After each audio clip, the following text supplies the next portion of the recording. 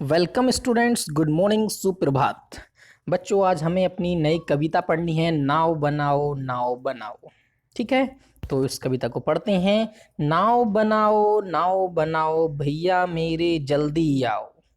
बह देखो पानी आया है, घिर घिर कर बादल छाया है, सात समुंदर से भर लाया है।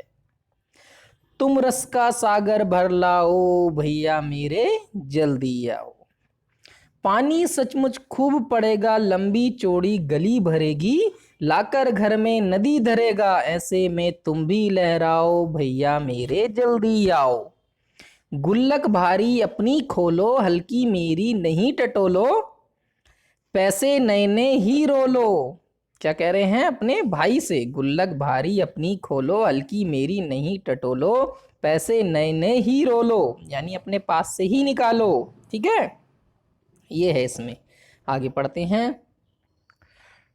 फिर बाजार लपक तुम लाओ, यानी फिर बाजार से जाकर ले आओ भैया मेरे जल्दी आओ। यानी इस कविता में छोटा भाई अपने बड़े भाई से कह रहे हैं, भैया मेरे जल्दी आओ और अपनी गुल्लक से ही पैसे निकालो, अपनी गुल्लक टटोलो, अपनी जेब से ही पैसे निकालो, बाजार से तुम जल्दी से लपक कर एकदम तेजी से जाकर क्या है, कागज वगैरह ले आओ और फिर नाव बनाओ।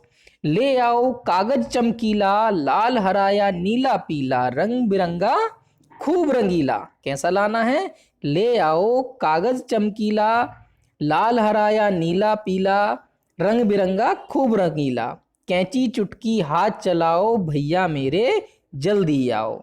छप छप कर कूड़े से अड़ती बूंदों लहरों लड़ती बढ़ती, सबकी आंखों चढ़ती गढ़ती।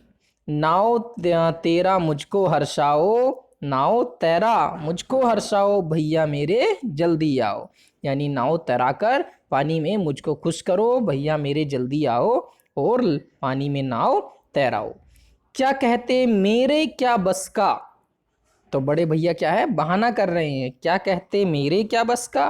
क्यों? तब फिर यह किसके बस का? छोटे भाई ने कहा तब फिर यह किसके बस का? कौन बनाएगा नाव?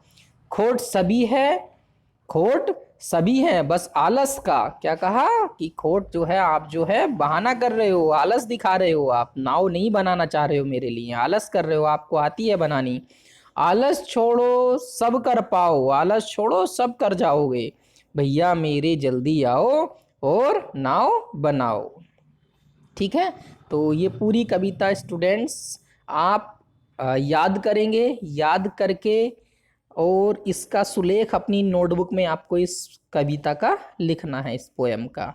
ठीक है स्टूडेंट्स, को रीडिंग करेंगे 2 बार अच्छे से, याद भी करेंगे। और याद करना है सिर्फ ये वाला पेज आपको याद करना, फर्स्ट वाला, ये 4 to 6 to 8 और 4 नहीं नो नो नो तो 3 to 5, 5 to 7, 7 3 10 12 और 3 15 लाइन्स ये आप याद करोगे इस पेज की। ठीक है स्टूडेंट्स, ये वाली पूरी आपको, ये वाला इतना याद करनी है ये, और पूरी कविता को, और आपको अपनी नोटबुक में इतनी ही, यही 15 लाइन्स आप अपनी नोटबुक में भी लिखोगे, सुलेख करोगे। ठीक है, आगे चलते हैं। आगे क्या करना है, इसके कुछ प्रश्न उत्तर पर बातचीत कर लेते हैं बच्चों। क्या कहते मेरे क्या बस का? किसने कहा ये?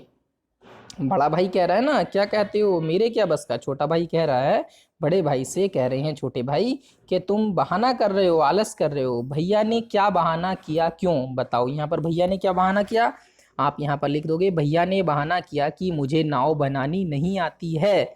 ये कहा ना, हाँ, मेरे बस का नहीं है, मुझे नाव बनानी नहीं आती है, ये कहा। बूंदों लहरों लड़ती बढ़ती, ठीक है, कौन बूंदों और लहरों से लड़ते हुए आगे बढ़ जाती है बताओ?